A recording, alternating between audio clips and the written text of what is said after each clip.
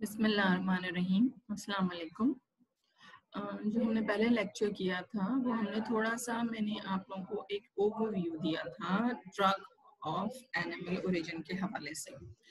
वो जो ओवरव्यू था वो इस लिहाज से था कि आप जो है what type of different origin of drugs you use in your daily life या in pharmaceutical industry, कौन कौन सी जो मुख्तलिफ sources हैं that are used in manufacturing of different tablets या manufacturing of different drugs। उसमें हमने डिफरेंट न्यूमरस जो है मैंने आपको एग्जांपल्स दी, उसमें मिनरल सोर्स भी थी, उसमें माइक्रोबियल सोर्स भी थी, उसमें प्लांट ओरिजिनेटेड भी थे, उसके अलावा एनिमल सोर्सेस का भी जिक्र था। ठीक है, एनिमल सोर्स, लेकिन हमारा जो पर्टिकुलर इंटरेस्ट है वो एनिमल सोर्स ऑफ ड्रग में है फिलहाल।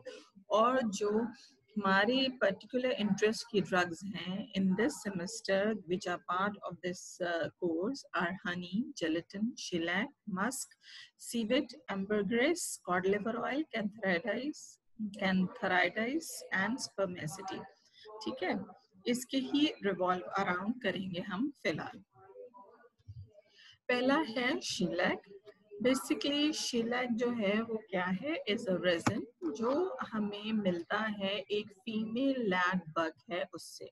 फीमेल लैग बग बेसिकली इसकी जो है सोर्स है शीलैक की।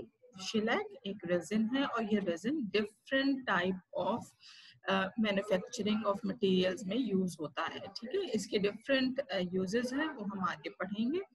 शीलैक जो बग है वो ट्रीज पे ग्रो करती है या रिजाइड करती है, समझ लीजिए एज अ पैरासाइट भी है, क्योंकि वो अपनी सारी चीजें इवन जो ये बना रही है ना शीलैक, वो भी जो सैप है वो उसके अंदर से, प्लांट के अंदर से हासिल कर रही है, एब्जॉर्ब कर रही है और उसको चेंज कर रही है। ठीक है, ये फॉरेस्ट या ये प्लांट्स आपको यूजुअली इंडिया और थाईलैंड में ज्यादा मिलते हैं। It is processed and solid as dry flakes and dissolve in ethanol to make liquid shellac. Liquid shellac बनाने के लिए इसको यूजुअली प्रोसेस किया जाता है और यूजुअली जो है ये शीलैक, क्योंकि ताकि इसको इजीली इंपोर्ट एक्सपोर्ट किया जा सके तो इसको यूजुअली ड्राई फ्लेक्स की फॉर्म में ही किया जाता है एक्सपोर्ट। लेकिन बिफोर यूजिंग इसको डिसॉल्व किया जाता है आइदर इथेनॉल में या अल्कोहल में, एब्सोल्यूट अल्कोहल में, to make liquid shellac which is used as a brush on color and food glaze या wood finish। इसको यूज किया जाता है किस किस के लिए, कलरेंट के तौर पे भी, फूड के ऊपर ग्लेज करने के लिए भी एंड वुड फिनिश के लिए भी। ओके, बेसिकली जो उसका बायोलॉजिकल ओरिजिन है वो है लेकिफेरिक लैका, लेसिफेर लैका भी कह सकते हैं, लेकिफर लैका भी कह सकते हैं, family कोकाइडेई। use shellac is most often used as a finish for fine furnitures, pharmaceutical industry, tablet coating formulations, micro encapsulation, matrix formulation, enteric coated and binder के तौर पे भी use होता है। Shellac has also been used as an ingredient in hairspray and in other cosmetics। Means कि सारी जगह जहाँ पे you need a proper protective covering, shellac is used। ठीक है, प्रोटेक्टिव कवरिंग के साथ साथ अगर आप ये गौर करो कि every finish is a good finish which is giving a pleasant finish, a shiny finish kind of thing. ठीक है, फर्नीचर के हवाले से देख लें आप या फार्मास्यूटिकल फॉर्मुलेशन के हवाले से देख लें तो सब जगह या मैंने आपको लिखा कॉस्मेटिक या हेयर स्प्रे के अंदर यूज होता है, तो everywhere it is basically use its because of its ability to shine. ठीक है, lac used to make shellac is actually an insect product. Basically this is an insect product. The insect live on several trees of the Fabaceae, Bramiaceae, Ziziphus और Spendiaceae family। ठीक है, Bramiaceae, Spendiaceae, sorry, Fabaceae, Bramiaceae और Spendiaceae। Ziziphus तो Bramiaceae के example है, जिस तरह Butea, कैजनस और अकेशिया जो है वो Fabaceae की है, और स्क्लेरेशिया Spondiaceae. The insect Leca is a scale insect. The reddish translucent material from the insect called seed lag is treated with minerals and other resins to make shellac. शेलेक से पहले ही जो जिस फॉर्म में ट्रांसफर होता है वो लैक सीड लैक ही कहलाता है, यानी कि उसका लैक उसका एक्सट्रैक्शन जो है वो कहलाता है until it's it is treated with minerals. तो ये एक resinous material में convert होता है which is called shellac. Shellac is used in high polish interior spirit varnishes and waxes. Most of it comes from India. अच्छा, इसकी history क्या है? Lag has been cultivated for 3 centuries. For most of that time, the lag bug secretions were valued for the purple-red dye derived from being soaked in water. This dye was used to color silk, leather, and cosmetics and was cultivated primarily for this purpose until 1870s. 1870 से पहले almost 3 centuries से इसका use हो रहा था, लेकिन जो mostly इसका यूज था वो इसके कलर की वजह से, क्योंकि एक डाई, एक स्पेसिफिक कलर ऑफ डाई या ड्राइव होता था इसमें से, तो मोस्टली जो है वो कलर सिल्क को कलर करने के लिए, लेदर को कलर करने के लिए या सर्टन टाइम्स कॉस्मेटिक की प्रोडक्ट्स के लिए ये बेसिकली कल्टीवेट भी किया जाता था और यूज भी होता था, ठीक है। लेकिन 1870 के बाद इसको there were other purposes as well, और स्पेसिफिकली फूड में और फार्मास्यूटिकल में ये इसको यूज किया गया, क्योंकि ये काइंड ऑफ इट्स एफडीए की तरफ से ये अप्रूव्ड है कि इट्स यूज इज सेफ, ठीक है। Shellac is generally made from 2 ingredients, raw seed lag और ethyl alcohol. Raw seed lag means वो जो आपको raw मिल रहा है seed का lag from the plant, you are getting the insect out, और ethyl alcohol आप उसको add करते हैं. In fact, most companies want to purify shellac as completely as possible. Impurities from the bug, the cocoon, etc. are removed and as are natural waxes. देखो, अब जब जो plant, ये एनिमल है ना, ये जो इंसेक्ट है, ये अभी मैं आपको इसका वो बताऊंगी इसकी लाइफ हिस्ट्री, तो उससे आपको पता लगेगा कि किस तरीके से ये पूरा लैग प्रोड्यूस होता है। तो जब प्रोड्यूस होता है ना, तो इसके अंदर एग के पार्ट्स और कोकून जिसके अंदर ये बनता है उसके पार्ट्स, ये सब होते हैं। तो और इवन कुछ नेचुरल वैक्सेस भी इसके साथ मिक्स होते हैं। तो उसको रिमूव करना, जो फैक्ट्रीज हैं जो ये प्रोड्यूस कर रही थी, उनका ये काम, वो चाहती हैं कि ये कंप्लीटली रिमूव करके एंड देन वो इस चीज को मार्केट करें, तो फिर उसको रीमॉइस्चराइज करें अल्कोहल के साथ। जनरली डीनेचर्ड अल्कोहल यूज होता है। Some companies and add ingredients to lengthen the shelf life of their product but will not reveal the of course proprietary additives. Shellac is bleached or made into clear shellac, are dissolved in sodium carbonate and centrifuged to remove insoluble and then bleached with sodium hypochlorite.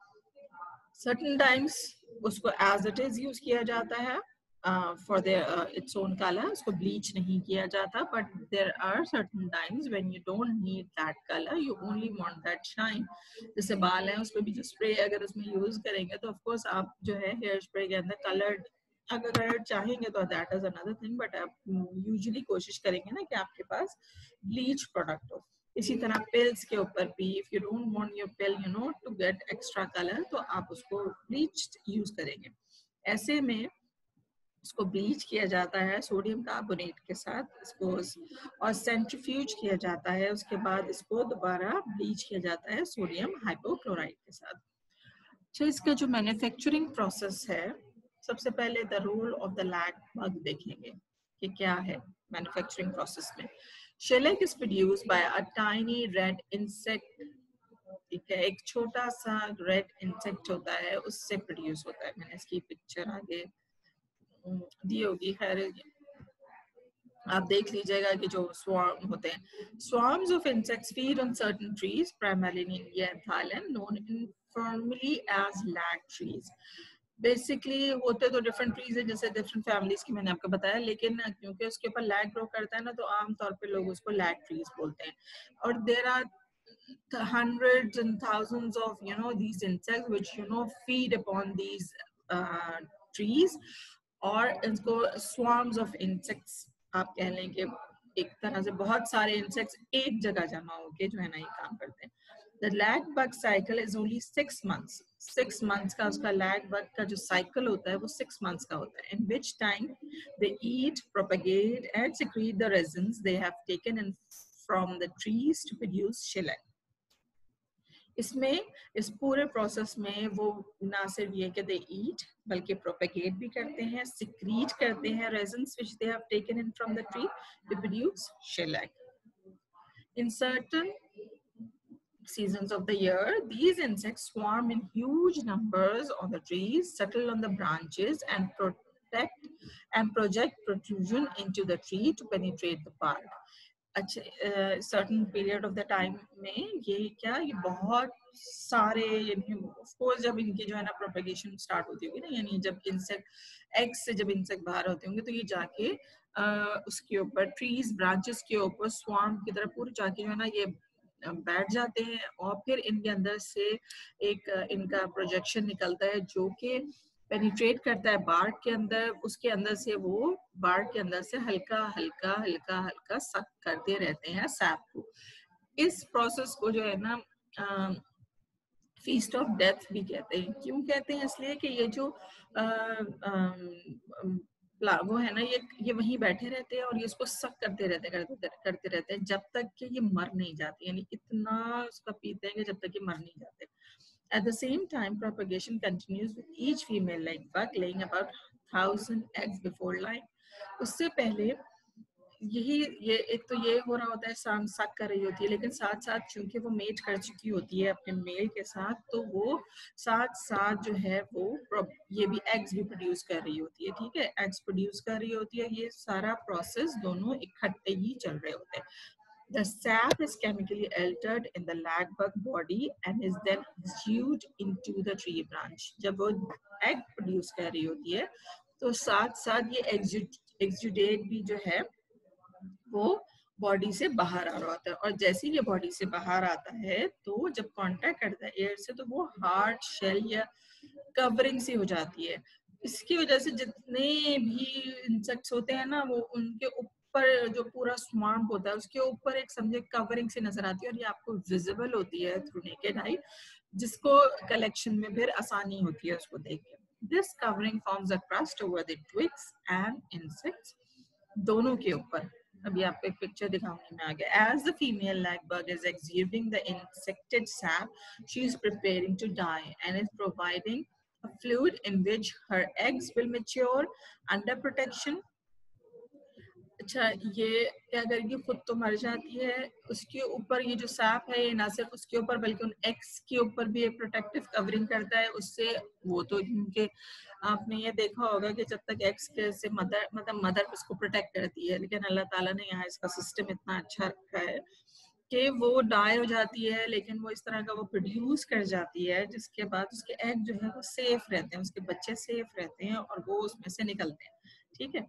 The male role is to fertilize the female, and it is after fertilization that female's lag output is vastly increased.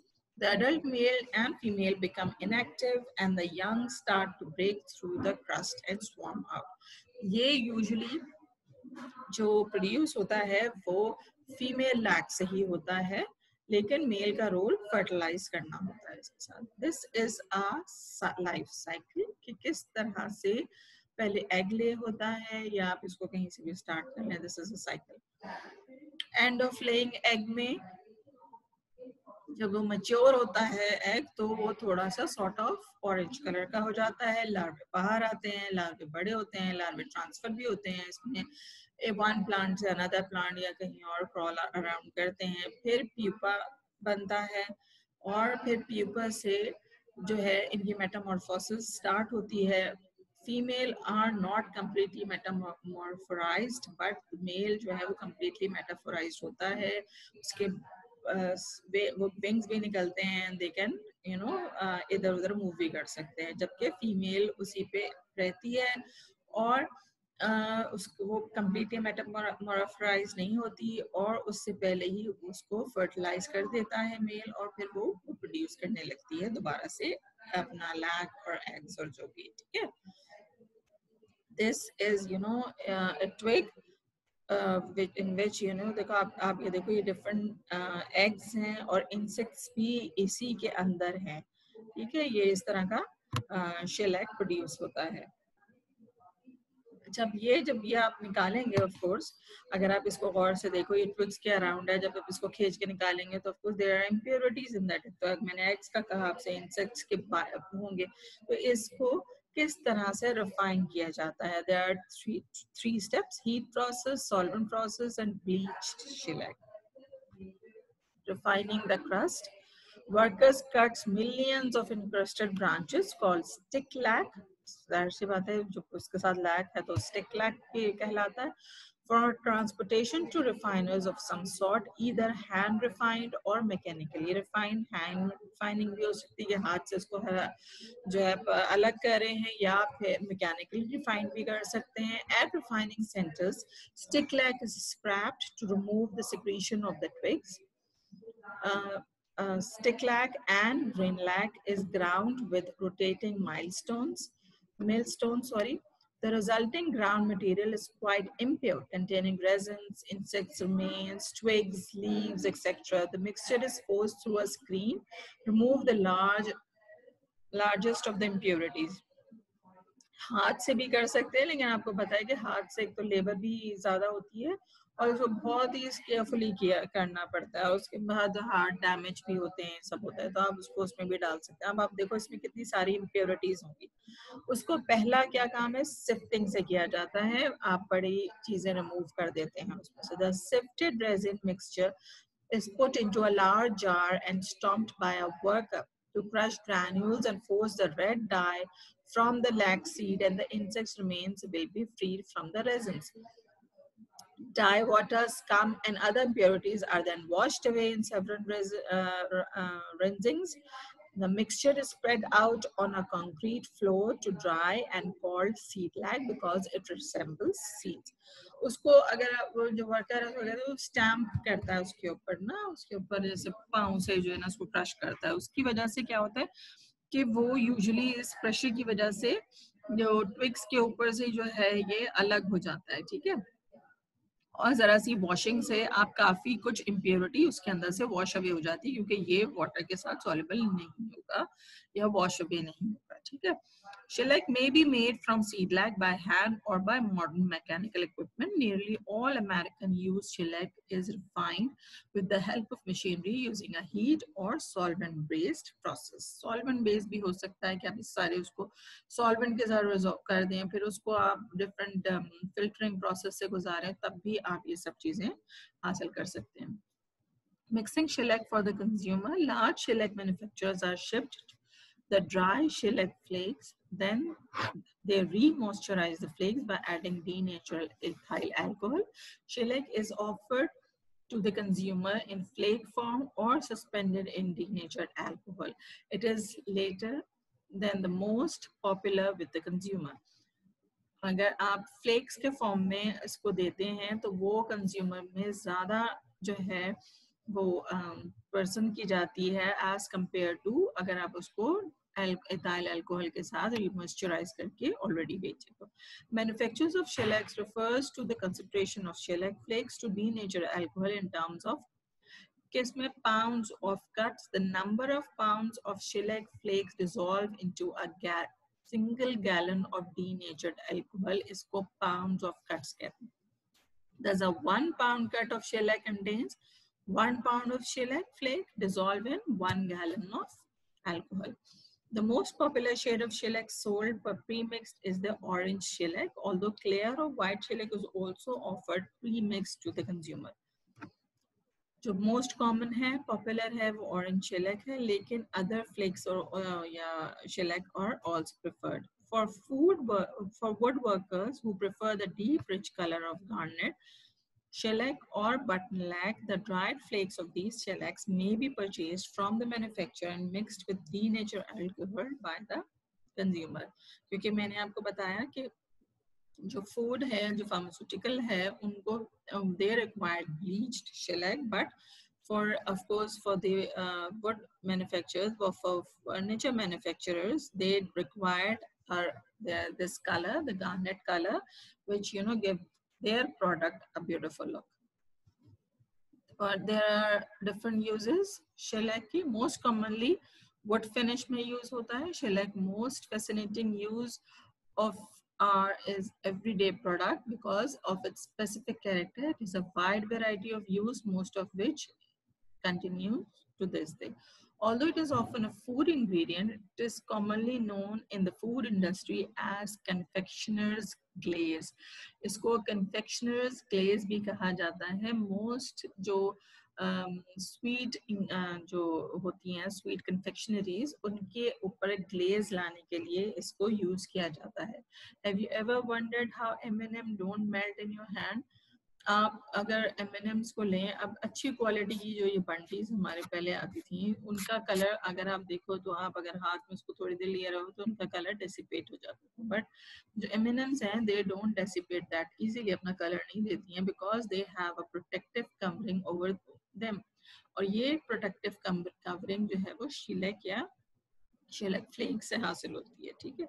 उसके अलावा जो vinyl records होते थे ना पुराने जमाने में use होते थे, अब वो कम होते हैं. इनके ऊपर भी बिकॉज इसके ऊपर आप एक कंटिन्यूसली वो इसको रीड करने के लिए जो है वो एक खास वो इंस्ट्रूमेंट होता है ना जो ये राउंड घूमता है और उसके ऊपर तो इसके ऊपर तो फिर बहुत ज्यादा जो है वो स्क्रैचेस पड़े तो उसकी भी एक प्रोटेक्टिव कवरिंग के लिए रिकॉर्ड्स की प्रोटेक्टिव कवरिंग के लिए ये शेलाक यूज किया जाता था. हैट्स जो होती हैं ये कार्बो हैट्स की बात हो रही है. कार्बो हैट्स की स्पेसिफिक शेप होती है, उसको रिटेन करने के लिए शेलक यूज होता है. इसके अलावा फूड कोटिंग में एप्पल्स को कोट करने के लिए भी यूज करते हैं शेलक, क्योंकि वो चमकते हुए एप्पल ज्यादा मार्केटेड जो है ना वो गैदर करते हैं. फार्मास्यूटिकल्स में पिल्स को यूज किया जाता है और ये इंटायरेक्ट कोटेड पिल्स के लिए खास तौर पे यूज होता है बिकॉज वो स्टमक में जाकर डिसॉल्व नहीं होते बल्कि इंटेस्टाइन में होते हैं.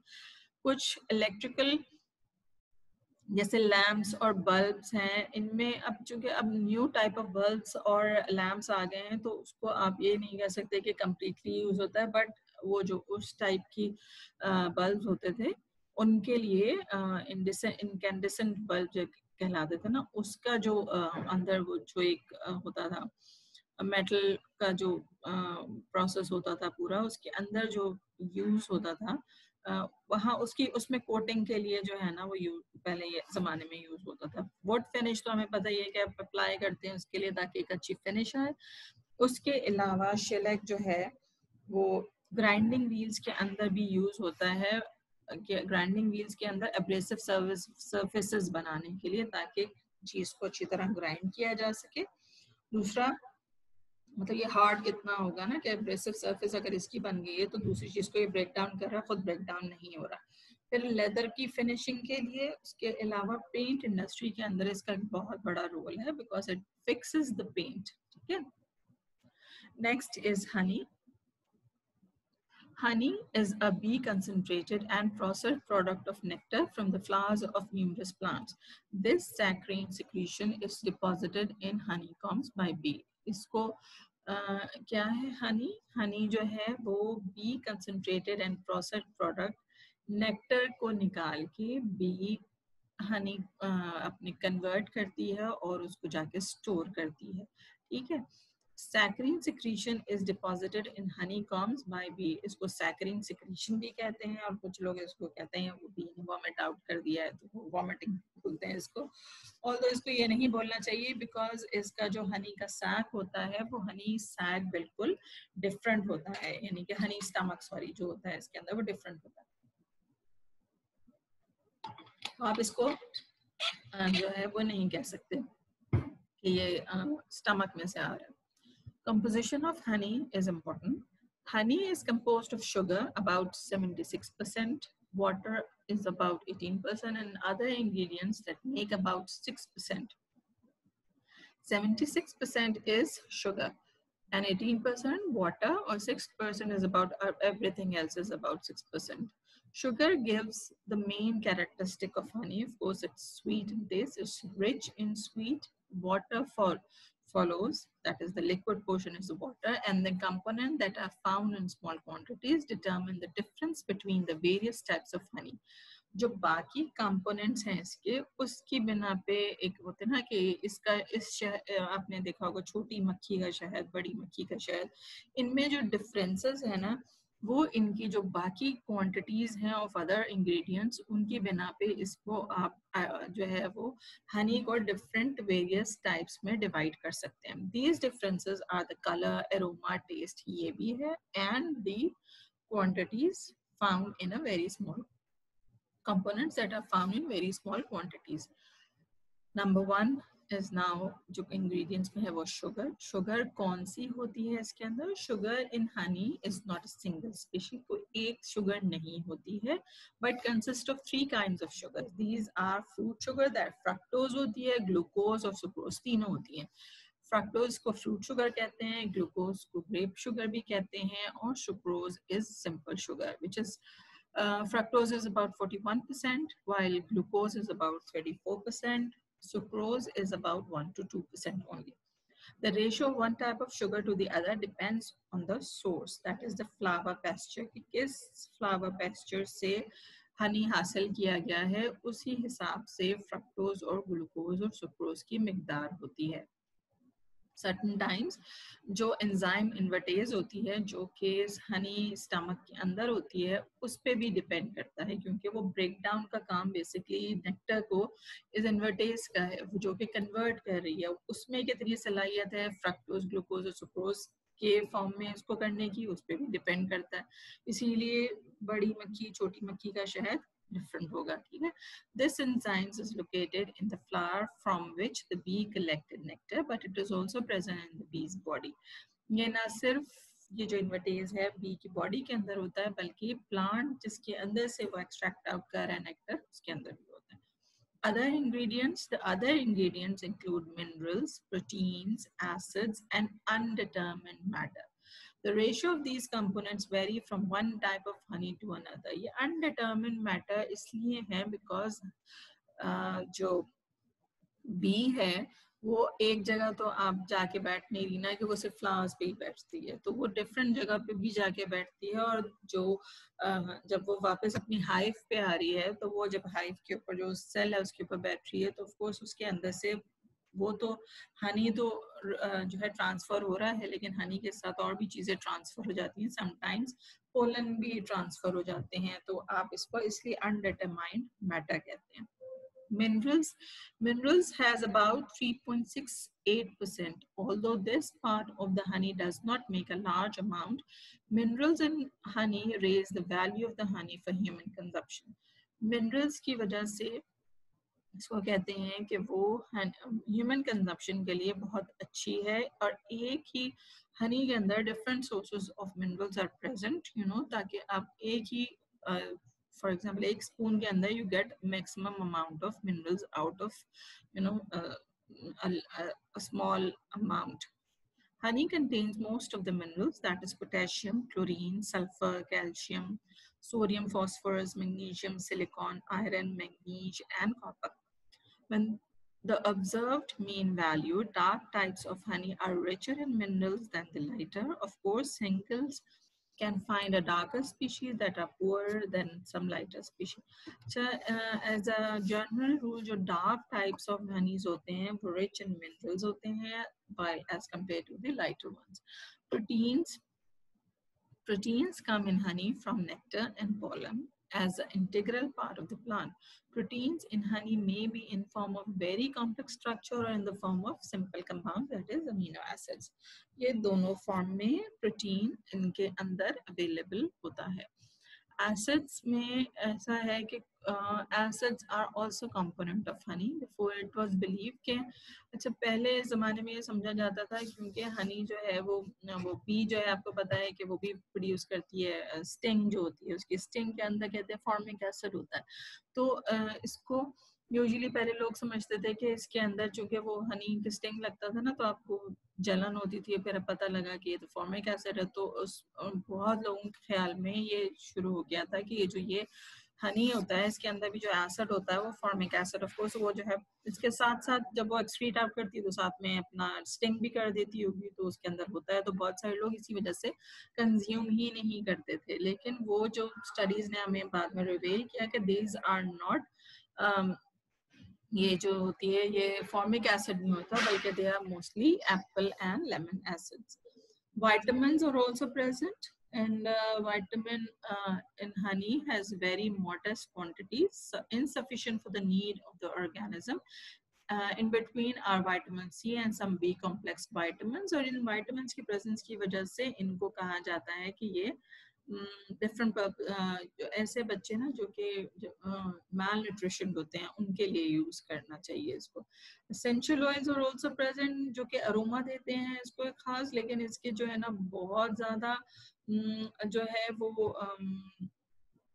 अनस्टेबल होते हैं, तो ऑफ कोर्स एसेंशियल ऑयल्स हैं तो वो क्विकली एवेपोरेट भी हो जाते हैं। This is a journal overview. Honey के अंदर कितना ग्लूकोज, वाटर, मॉइस्चर, माल्टोज या सुक्रोज और फ्रक्टोज, कितने एंजाइम्स, विटामिन्स कितनी मिकदार में प्रेजेंट होते हैं। हाउ डू बीज मेक हनी, कैसे बनाती हैं? कोर्स पहले वो नेक्टर लेती हैं, नेक्टर अपने बी टंग से वो सक करती हैं, सक करके there is a honey stomach जिसके अंदर वो दे स्टोर इट। इस स्टोर के अंदर ये जो inside honey stomach basically nectar को एंजाइम एक्ट करती हैं और वो फ्रक्टोज और ग्लूकोज के अंदर कन्वर्ट होता है। ये फ्रक्टोज और ग्लूकोज जो है वो स्टमक में हनी का हनी स्टमक में जो है वो बी के अंदर होता है और वो जाके स्पिट करती है अपने हाइव के अंदर। इस वक्त जो हनी होता है वो बहुत लिक्विड फॉर्म में होता है, जबकि जो जब हाइव के अंदर फिर आहिस्ता आहिस्ता वाटर जब एवेपोरेट करता है तो हनी जो है वो अपनी खास शक्ल या अपनी खास जो जो विस्कोसिटी है वो हासिल करता है। और उसके बाद ये जो हनी को प्रोटेक्ट करने के लिए फर्दर जो है एवेपोरेशन को प्रोटेक्ट करने के लिए इसके ऊपर जो बी होती है वो एक वैक्स कैप भी लगा देती है ताकि ज्यादा एवेपोरेशन ना हो। Historical use iska, the antimicrobial property of honey have been known to humans for centuries. Honey was used to treat infected wounds as long ago as 200 years before bacteria were discovered to be the cause of infection. इतना पुराना use किया जा रहा है। जबकि Dioscorides describe honey as being good for all rotten and hollow ulcers. उन्होंने कहा कि ये अल्सर्स के लिए भी बेहतरीन है। Honey has been reported to have an inhibitory effect to around 60 species of bacteria, including aerobes and anaerobes, gram positive and gram negative. Okay. An antifungal action has also been observed for some yeasts and species of Aspergillus and Penicillium, as well as all the common dermophytes. The current prevalence of antibiotic-resistant microbial species has led to re-evaluation of the therapeutic use of ancient remedies, including honey. Aristotle, when discussing different honey, referred to pale honey as being good as a slave for sore eyes and wounds. पुराने ज़माने में हनी को जो है वो आँखों के लिए भी यूज़ किया जाता था, वोन हीलिंग के लिए तो यूज़ होता ही था वो खासा। एरिस्टोटल ने भी इसको डिफाइन किया है इसी तरह से। Honey is also used for cough, asthma, and hay fever. It is also used for diarrhea and stomach ulcers caused by infection with Helicobacter pylori. Honey is also used as a source of carbohydrates during vigorous exercise. Some people apply honey directly to the skin for wound healing, burns, sunburn, cataracts, and diabetic foot ulcers. Topical use of honey has a long history. In fact, it is considered one of the oldest known wound dressing. Honey was used by the ancient Greek physician in 50 AD for sunburn and infected wounds. Honey healing properties are mentioned in the Quran, Bible, and Torah. In food, honey is used as sweetening agent. In manufacturing, honey is used as a fragrance and a moisturizer in soaps and cosmetics.